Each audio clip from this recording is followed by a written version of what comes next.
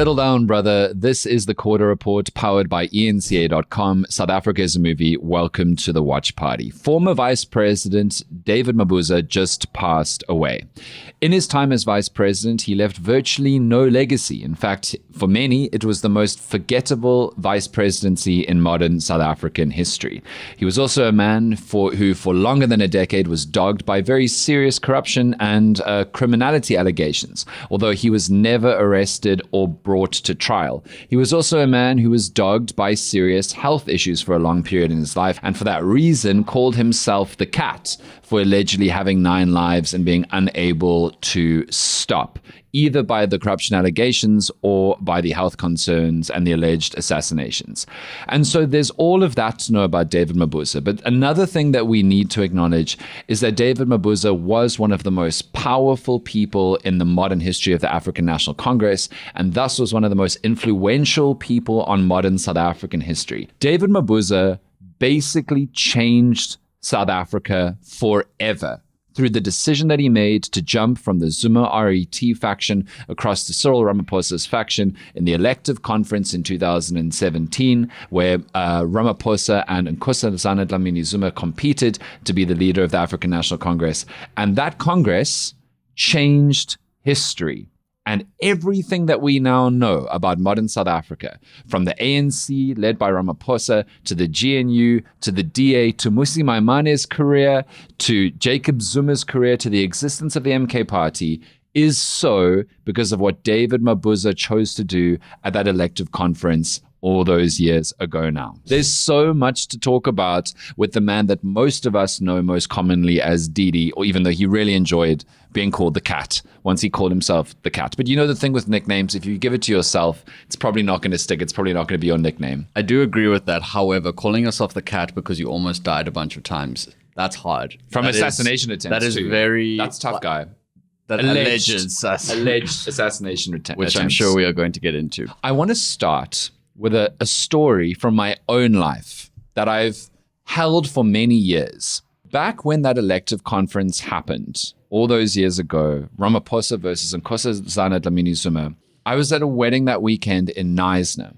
And I remember at this wedding, there were a lot of big people, not in terms of height, although many of them were large, in the horizontal and the vertical. But there were lots of powerful business people, a lot of politically connected people at that wedding in Knysna. And a lot of them were ANC connected.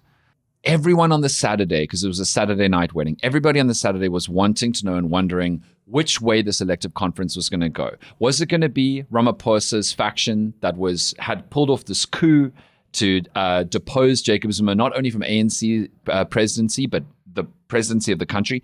Or was it going to be Nkosazana Dlamini-Zuma's faction, which was essentially Jacob Zuma's faction with all of his supporters lining up behind his ex-wife, Nkosazana Dlamini-Zuma?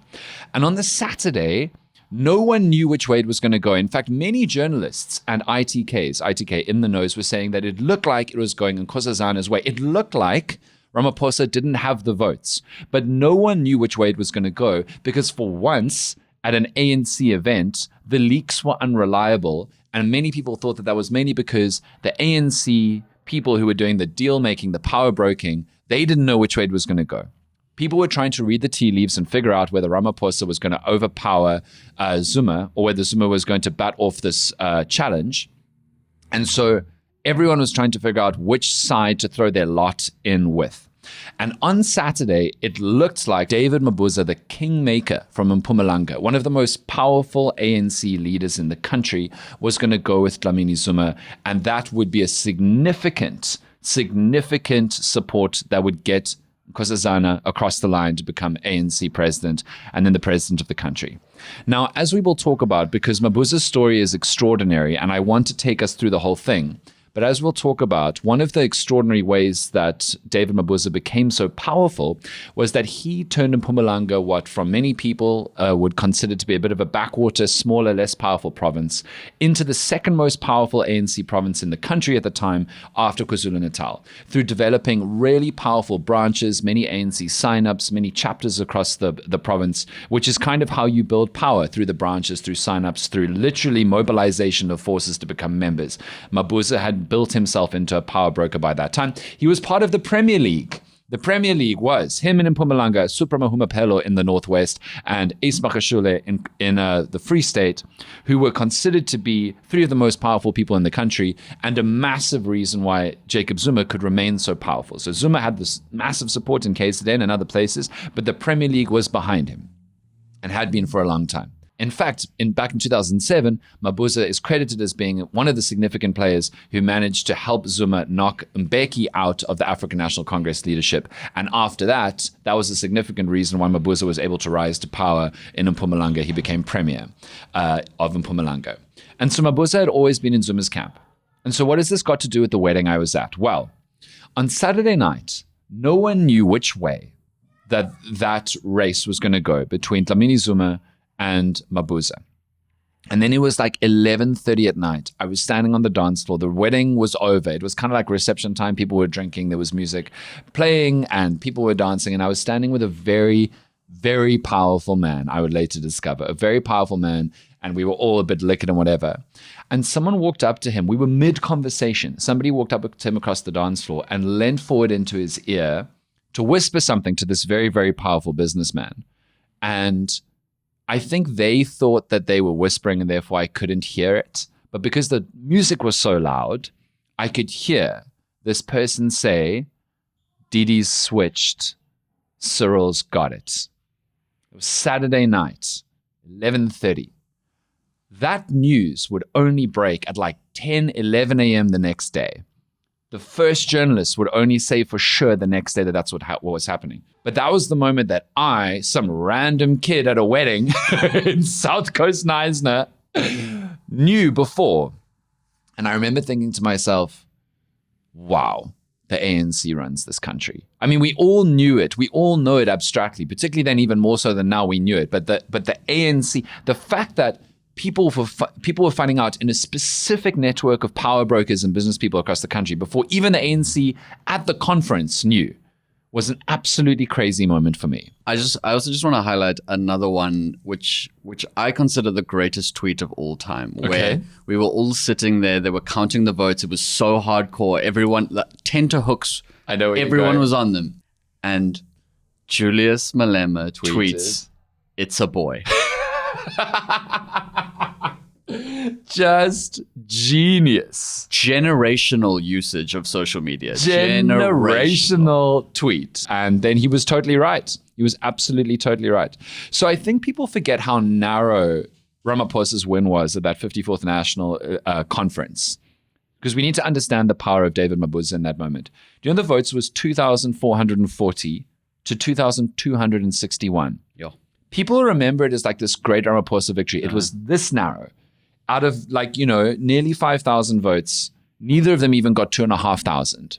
Truly, truly, it was the ANC, intra-ANC choosing who's going to be the next king of the ANC. Totally. Who do we stick with? Or do we flip and twist? And David Mabuza chose to jump from Zuma's faction to Ramaphosa's faction. And I just want you to understand, and we're going to take you back to basically 2017 now, to help all of us reckon with David Mabuza's choice, to truly grasp what happened because of his choice. So, his choice meant that Cyril Ramaphosa became ANC president. And suddenly, the reputation and potential of the ANC in the eyes of voters changed. We got a whole new term called Ramaphoria, the euphoria of Cyril Ramaphosa. And that led him to a dominant victory at the next national election for his first official term, actually voted in by the people of South Africa. The ANC did way better than it would have done if Nkosazana Dlamini Zuma, as viewed as continuation of Jacob Zuma and the RET faction, would have done. And so that caused the ANC to be in very significant dominant power under Ramaphosa as he started his first full term. That's also the reason why we had Ramaphosa and his people during COVID. Many people think Ramaphosa did a fairly good job, at the very least, of managing a once in a, not even generation, once in millennium disaster of a national pandemic. South Africa did fairly well. Like, I know that we couldn't eat hot food for some reason and smokers had a bad time. And there was lots of corruption, as there were in many parts of the world. And I think that we need to acknowledge that South Africa has got particularly bad corruption, but also that there was terrible corruption happening with COVID stuff in America and Britain and all the countries that we hold up to be much better than us and less corrupt than us. But Ramaphosa did fairly well and was a good leader, and people got vaccinated, and people, like relatively lower death rates than many other countries in the world. So that is all things. And even Ramaphosa in power now, we have all of this. We have the GNU because of David Mabuza's choice. I also think he's super important to the development of the opposition parties, because the EFF could so easily go, oh, ANC is captured by white monopoly capital, which is still their line now, because Ramaphosa is so associated with business. Connected, yeah. So it defined the opposition as well. I mean, Democratic Alliance with Maimane. Yeah. So that is the other thing, right? Is Maimane was looking good. His track record with voters was looking strong. As the leader of the DA, he was attracting black voters. The DA's reputation was shifting slowly in the public view. And then Maimane had, for at least the DA, from the DA's perspective, a really bad national election, which then led to Helen Zille returning to explicit power in the DA, Maimane being pushed/forced to leave/leaving of his own will, and John Steenhuisen becoming national leader of the Democratic Alliance. And the irony, of course, being that 5 years later in last year's election, Steenhuisen got nearly 1 million votes less than Maimane got 5 years before, but he is seen as at least a kind of stabilizer or even a success story, because the DA went up around 1% in the last election on Maimane's performance. But that's got more to do with fewer people voting on net in that last election in 2024 than in 2019. So I believe that Maimane was a victim of Ramaphoria. And what that meant was Maimane was kicked out and the DA went back to being largely more interested in white interests, largely being more interested in the interests of minority groups, going back to the stuff that had got them to their position in the first place, instead of becoming a party that could appeal to more people across the country with more black leaders or just a black leader. And so the modern DA is very much defined by David Mabuza's choice in 2017. The EFF, as James has said, is also defined by that, because suddenly they could criticize the modern ANC as being business bought off and captured by white minority capital interests. And of course, most obviously, the third biggest political party in South Africa today exists because of David Mabuza. Because Jacob Zuma, if his ex-wife had continued his interests in the ANC by winning that presidential race, becoming the president of the country on the back of radical economic transformation faction, Zuma's faction, then Zuma would probably have never been hounded out/left the ANC, although he believes that he hasn't. He probably never would have jumped to a new political party. MK wouldn't have existed. And as such, the MK party wouldn't now exist as the third biggest party in the country. And the EFF probably wouldn't have gone backwards in 2024, because the EFF was arguably the greatest loser to the MK party. Even though the ANC probably on net lost more votes than the EFF did, the EFF's bubble of the insurgent, inevitable leaders of the country was popped because they went backwards. Look at the impact of David Mabuza's choice on the whole country. I think we also just need to say quite explicitly is that this isn't a glowing altruistic review of David Mabuza. We're not saying that he is like this, as a result of his decision, a great man that he made for moral choices. Just reflecting on his choice. Totally. And also, these were internal ANC politics. And I think that's a part of this that I find quite disheartening. And we've spoken about it before, where this country has been, we do live in a democracy, obviously, but we have been so defined by internal ANC politics. One party state for a long time, yeah. And the fact that one man could make that decision, because he wasn't a particularly popular politician himself. Nationally.